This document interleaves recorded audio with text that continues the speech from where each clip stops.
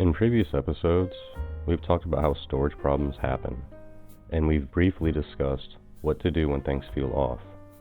What we haven't done yet is slow down and walk through specific problems, one by one, and explain exactly how to respond to each of them without making things worse.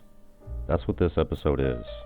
This isn't theory, this is the Honest Humidor recovery playbook. If you're new to cigar storage, and this feels overwhelming, that's normal. Most people don't learn this side of the hobby until something goes wrong. You didn't fail, you're just here earlier than most.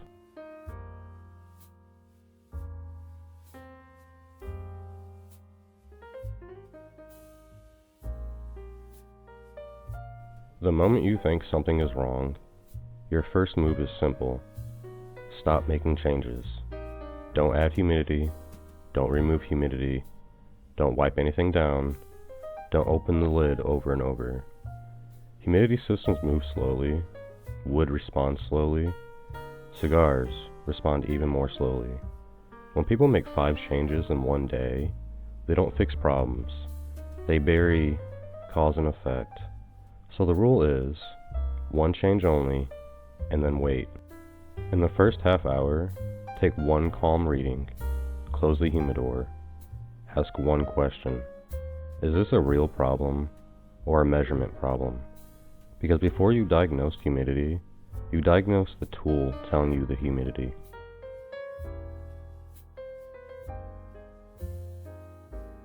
Before you fix anything, answer honestly. Have you calibrated your hygrometer? If the number isn't trustworthy, everything that follows is guesswork. The easiest option is a calibration kit, but if that's not available, the salt test works reliably when done correctly.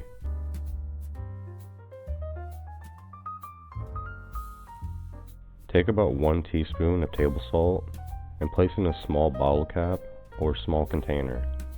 Add just enough water to make it damp, not dissolved. Think wet sand, not salt water. Put the salt and your hygrometer together inside a sealed bag or airtight container. Leave it alone at room temperature for at least 8 hours. So that sealed environment stabilizes at 75% RH. You're not trying to hit a perfect number, you're checking for the offset. If it reads 72%, it's about 3% too low. If it reads 78%, it's about 3% too high. Apply the correction mentally, or adjust it once. Then, stop touching it. Calibration gives you context, not control.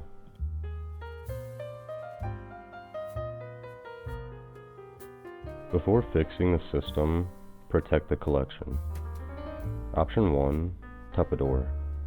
A clean, airtight container with a humidity pack is predictable and stable. This isn't a downgrade, it's a pause button. Option 2, freezer bags. Freezer bags are low permeability and moisture stable. Cigars don't need airflow, they need consistency. If cigars are reasonably conditioned when sealed, freezer bags prevent rapid drying or over-humidification while you fix the humidor. This is short-term protection, not long-term storage. Option 3, back to a smaller, stable humidor.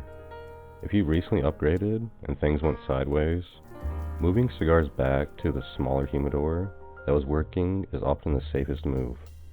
Bigger doesn't mean better if it isn't stable.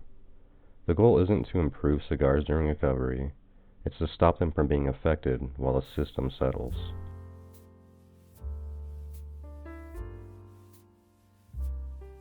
Before we go any further, let's ground this. Not all storage problems are equal. Level 1, normal adjustment. New humidor behaving unpredictably. Small humidity swings. Numbers not moving as expected. Nothing is broken. Time fixes this. Level 2, environmental imbalance. Slow humidity drift. Overhumidification without visible damage. Lid resistance, or mild warping. The system is stressed, not failed. Level 3, intervention required. Sustained high humidity, visible mold on isolated cigars. Humidor won't hold humidity at all. Fixable with calm, deliberate action. Level 4, permanent damage. Structural wood damage. Repeated mold growth after correction. Cigars breaking down or smelling sour. Real, but uncommon, and not your fault. Most people are in levels 1 or 2.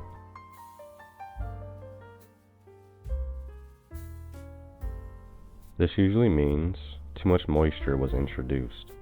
What people get wrong is expecting fast drying.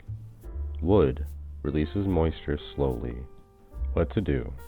Remove excess humidity sources, close the lid, make one change, then wait several days. What not to do? Leave the lid open, add absorbers like rice or silica, start over completely. Fast drying causes swings. Swings damage cigars faster than high humidity. Ask yourself these: is the room dry? Is it near a vent or window?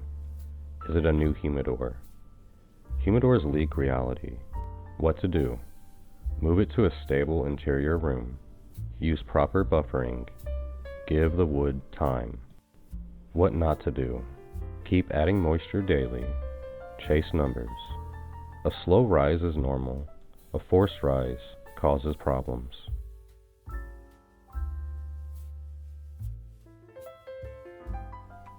This is almost always uneven moisture absorption. What to do? Stop adding moisture, let it equalize naturally, and be patient. What not to do? Force it closed, clamp it down, or re-season aggressively. Time fixes most warping. Force makes it permanent.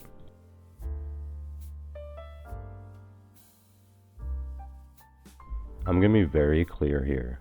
I strongly recommend against wipe down methods. They hydrate the surface quickly, but leave the core dry. That creates uneven moisture behavior, delayed release, and structural risk. This is a trap that older advice often passes to the new hobbyist, and it's one of the most common causes of warped lids and unstable humidors. Now that humidity packs exist, the risk is unnecessary. If you've already done it, stop adding moisture, let the system stabilize. Do not re-wipe. This isn't about tradition, it's about margin for error, and wipe downs fail the hardest.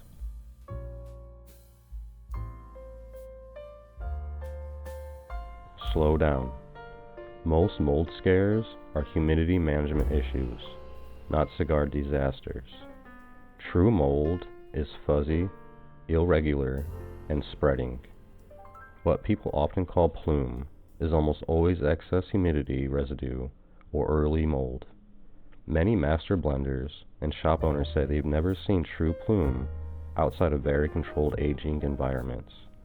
So whether plume exists or not isn't useful here. What to do? Isolate the cigars.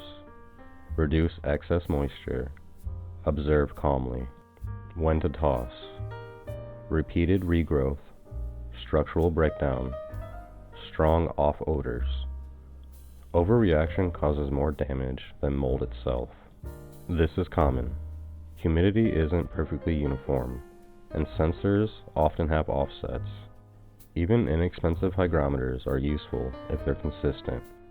The most useful instrument is the one that behaves predictably over time. A calibrated hygrometer doesn't give certainty, it gives a reference point.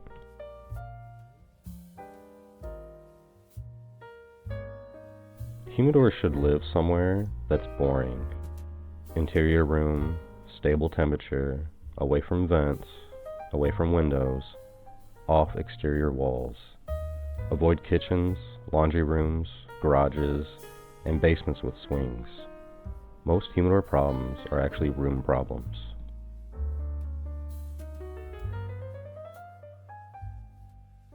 First 24 hours, numbers may barely move. This is normal.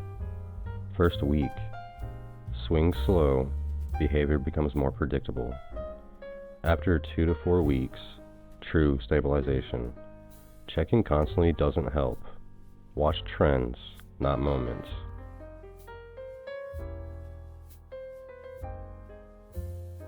What not to do. Don't stack fixes. Don't chase perfect numbers.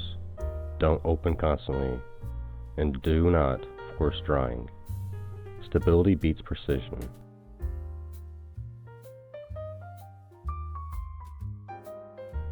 Storage problems happen to everyone eventually. The difference between a ruined setup and a stable one is rarely gear. It's patience. Thank you for spending time with me here in the Honest Humidor.